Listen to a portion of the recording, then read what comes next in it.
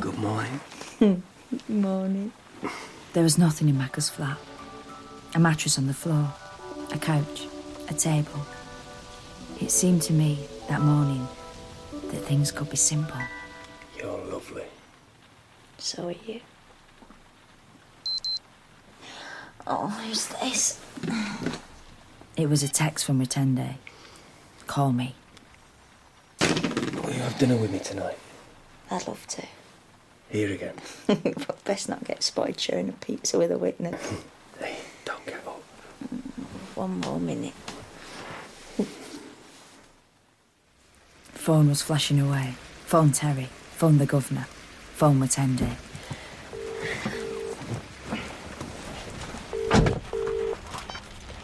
Rotende, what's up? He needs to get a copy of the Manchester Evening News. There's a thing about JJ's cousin. Not good. What's it say? That he should never have been under suspicion, that he only kicked a guy because he was having his phone robbed, but he ended up being questioned about his cousin's murder. There's stuff about you too. What? According to the paper, JJ's cousin had been subjected to racist abuse by a bigoted white police officer in a team led by a female high flyer, DCI Susan Craven. Terry Bird's name wasn't mentioned. The article ended with a quote from an unnamed insider. She's the latest in a string of shop dummy officers, appointed to attract the public. They tick the boxes, but they're often inept, and no one really knows how they got there or where they came from. It's time to ask those questions. Where the hell have you been? Sorry. Not good enough. Terry's had to face it. How? He wasn't named, let alone blamed. This is his fault. You need to go out front and get those hacks off the steps. No. The kids are already in for interview. I'll do that, then I'll talk to the press. Might give me more to say than just apologise for something I didn't instigate and I didn't agree with in the first place. Terry, I told you from the off JJ's cousin would cause a riot. You deliberately undermined me. What do you call taking a job off someone? Eh? You didn't want to touch the fencing case till you heard it would go to me. Rubbish. You're threatened by me. You assume not only is the victim a criminal, but his cousin too. How could that threaten me? It's just prejudice.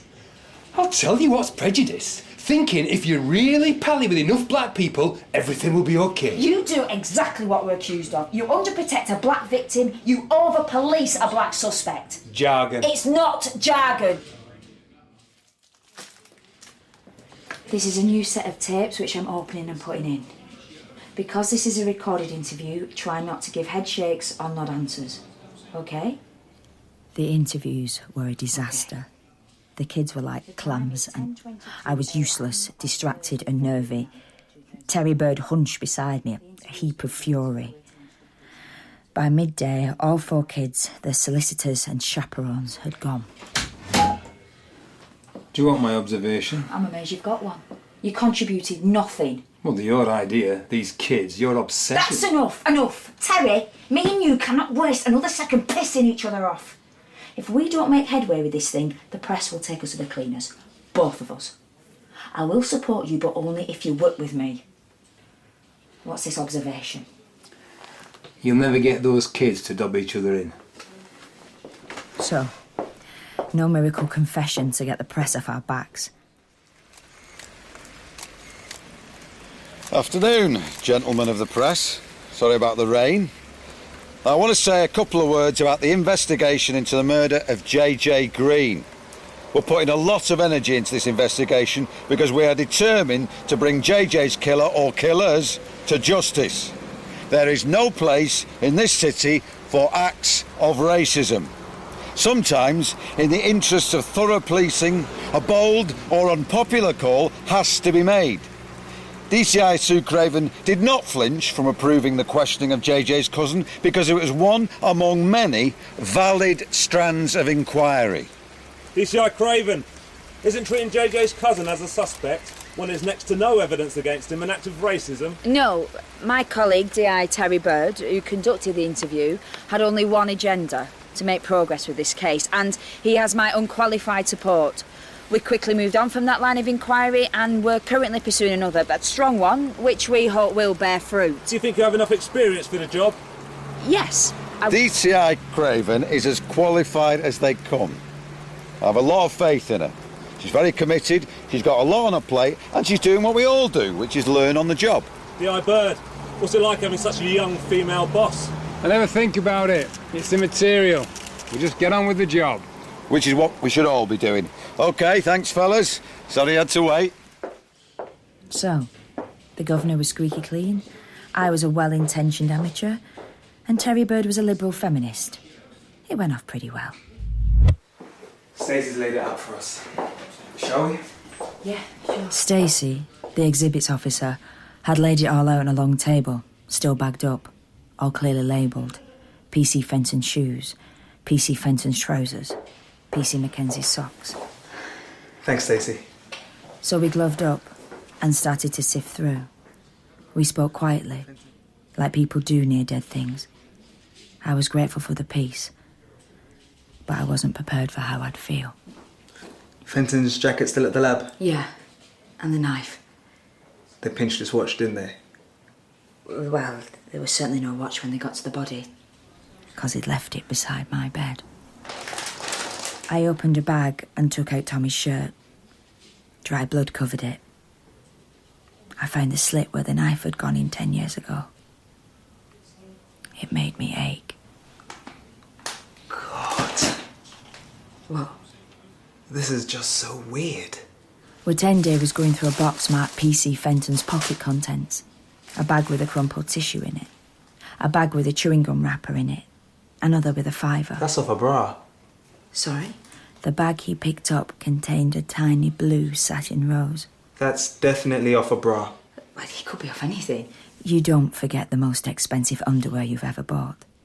I remembered anticipating the pleasure it would give Tommy and Macca when they undressed me. And the heavy thrill when it did. Fenton was playing away. You've got a bit of a bra in your wallet. It's a trophy. It's not going to be off your wife's bra, is it? I wouldn't know. Maybe Fenton was a Lothario. Maybe he and Mackenzie were naughty boys all round. Maybe. Hey, what if Tommy Fenton's murder had nothing to do with police or race? What if it was a crime of passion? I couldn't stop the parade of pictures in my head. I thought I might black out. Are you a bit slow today? I better take this. Excuse me. Caller ID said Macca. I cut off the call. I squatted down with my head between my knees to fight the faint. I didn't see Terry Bird. What's up with you? I think I must have eaten something. I'll be all right in a minute. I've had a thought about the gang. I reckon if you can get to any of them, it's Jade. Yeah? Yeah. They all tie in with the oldest lad, Frankie. But I reckon she ties in the weakest. She's not his best friend, she's not his little sister, she's just his girlfriend. Girlfriends can be loyal. Find me one. I made it to the toilet. I threw up. Macca left 3 messages that afternoon. I didn't reply. I kept thinking about that tiny satin rose. Come in. Watende bounded in with more arms and legs than usual. I've just been to the lab. Guess what these are? They're missing reports. They dug up the originals. This is PC Fenton's blood test. Look, there were traces of ecstasy in his blood. My God. They covered it up. I was thinking, if Fenton and Mackenzie were both druggies, which Mackenzie lied to us about, what if there was tension about it? How do you mean? What if they weren't getting on? What if they were in too deep with something? Drugs, women, something that drove a wedge. What if Mackenzie had a motive? What? Well, why not? We've never considered the one person we know was there. Maybe it wasn't planned. Maybe Macca took advantage of a botched attack and killed Tommy because... You're obsessed with Macca. Give him a break. You haven't a shred of evidence to support any of this. Yeah, but I'm just Listen to me. You're very bright, and it's great you're so into the work, but the conclusion jumping's got to stop. But we always... You and me... And this blood test is confidential, okay? You have to stop. Watende gave me a look I'd never seen before. Hostile. Later, I realised what the look really was. Suspicion. Why did you ignore my messages? I saw Tommy's things today. It was a bit from one of my bras. I didn't even know he'd taken it. What does that mean? You ask him, was he in love with you? Why do you think I mean that? Because you were in love with him. It was obvious. Oh, sicker than that. I actually thought we were going to end up together. Did you really? I was mad about you. Were you? First time I saw you.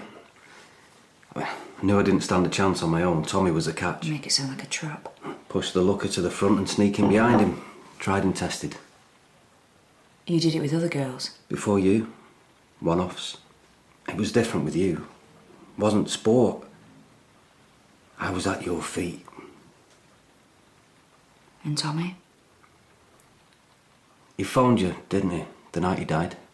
He'd left his watch behind. He told me. Told you what? He said he'd phoned you to say he'd pick it up later and that you got heavy. I told him I loved him. Yeah. Well, freaked him out. He said, I want to call it off with Susie. He felt bad about his wife. I said no. We had a massive argument. It enraged me. He had the power to pull the plug on it the second he was out of his depth. I wasn't. I was in heaven. I knew I'd lose you if he bailed out. I wanted to kill him. I realised I didn't know who Macca was or what he was capable of. I wanted to leave, but I couldn't risk it. I couldn't afford to make an enemy of Macca. He had all my secrets. I lay awake beside him. I could just make out his empty glass beside the bed. I half-dressed in the dark and then, carefully, wrapping it in a tissue, I stole the glass and put it in my bag.